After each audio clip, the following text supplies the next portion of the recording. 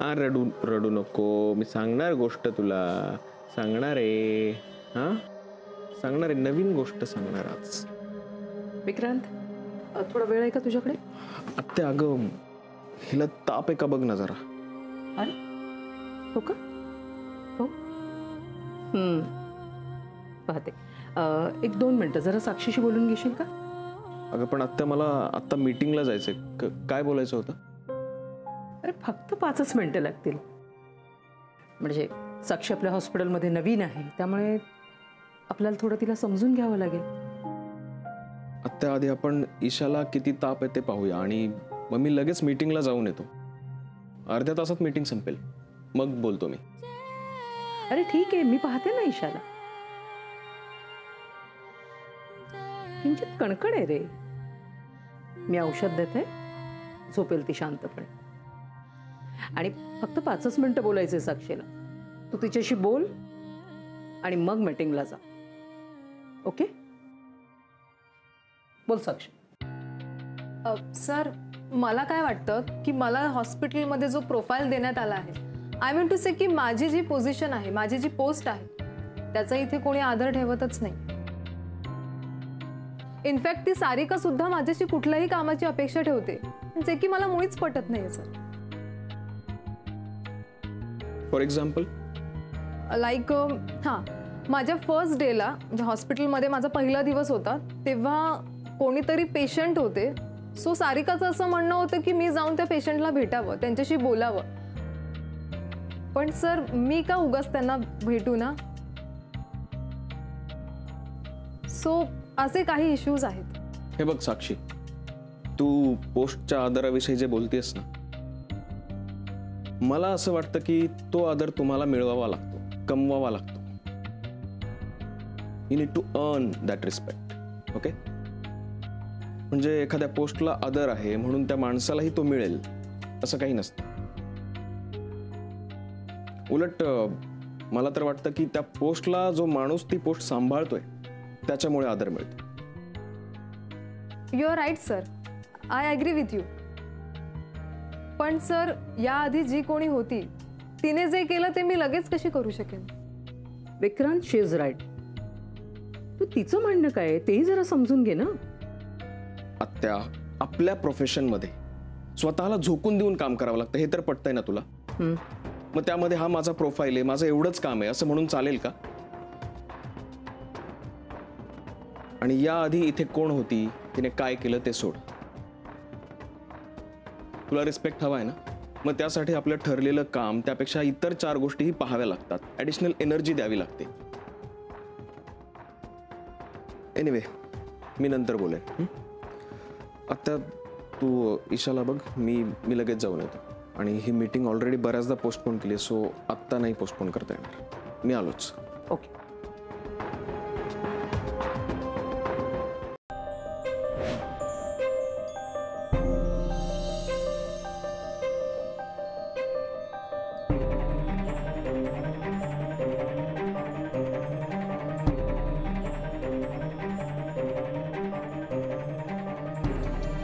अरे इधर डॉक्टर विक्रांत आहे.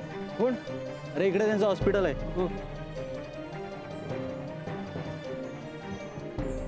Taxi, taxi.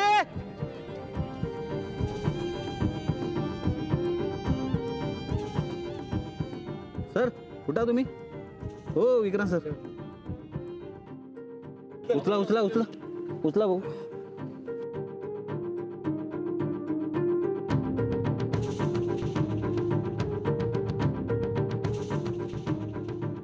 फोन का नाही उचलत आहे? कधीची ट्राय करते मी. ठीक आहे, जरा शांतपणे. तो कदाचित बिझी असेल किंवा ऑपरेशन मध्ये असेल. परत एकदा ट्राय कर. May be. मी हॉस्पिटलला करून बघते. ठीक. हा ना, स्वल्प सावकाश होगी.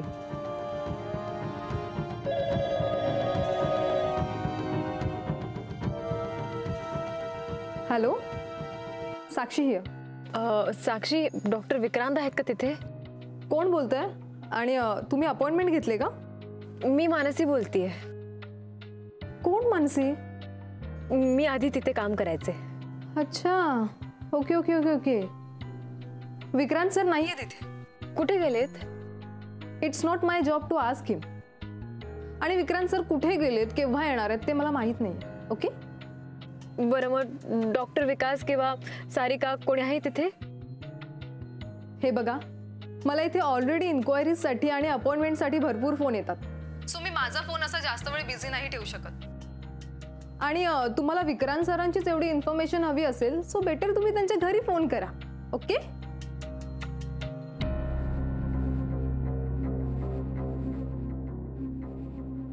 काय झालं, काय म्हणाली ती? काही धड बोलत नाहीये, काहीच कळत नाहीये. ठीक आहे ठीक आहे, तू जरा शांत व्हा. आता आपण जातो ना तिथे, तिथे जाऊन पाहू काय ते. रिलॅक्स.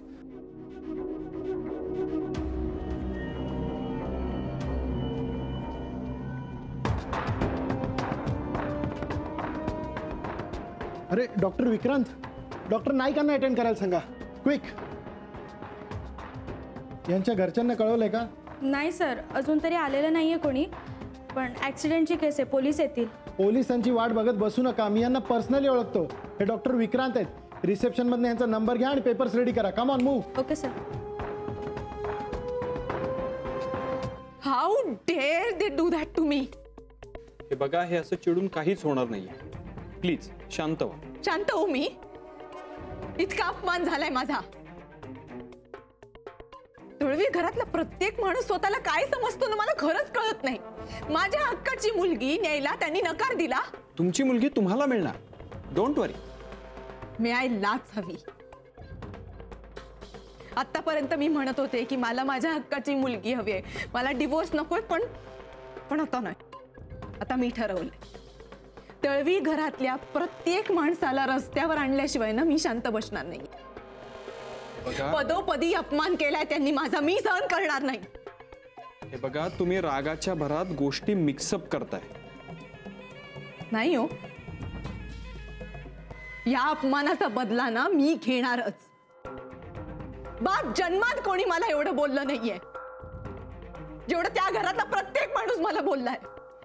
हे बघा, जर लिगली तुम्हाला काही मदत करता येत असेल तर ठीक आहे, नाहीतर इलिगली माझा हेतू साध्य करायला मी मागे पुढे बघणार नाही. कळलं? ओके ओके, हे घ्या पाणी, घ्या तुम्ही प्लीज.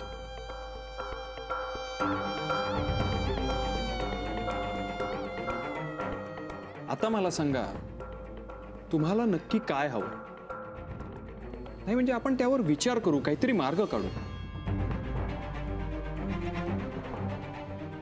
तुम्हाला काहीतरी मार्ग काढावाच लागणार, कारण ज्या घराच्या उंबरट्यावर माझा इतका अपमान झालाय ना,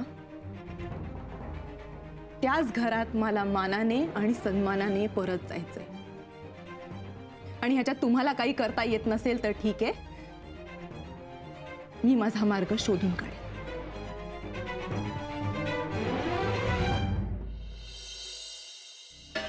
बिस्किट संपली काय? ए पुन्हा काय मीठ घालतेस? खारट होईल.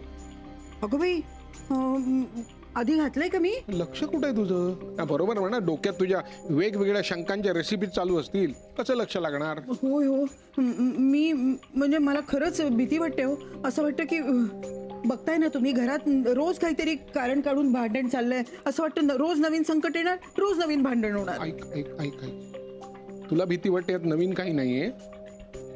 पण अलका, काय माहिती का, घर म्हटलं की वाद होणार, तंटे होणार, भांडण होणार. त्याचं कसलं टेन्शन घ्यायचं? हा, नको काळजी करूस. माझ्यात आत्ता तुझ्याशी वाद घालण्यासाठी अजिबात ताकद शिल्लक राहिलेली नाही. मला सुद्धा तुझ्याशी वाद घालायचा नाहीये विक्रांत. फक्त मला आश्चर्य ह्या गोष्टीचं वाटतं ना की तुझा ऍक्सिडेंट झाल्याबद्दल मला काहीच कळलं नाही, पण बँगलोर मध्ये असून सुद्धा तुझ्या मेवणीला सगळं कळलं.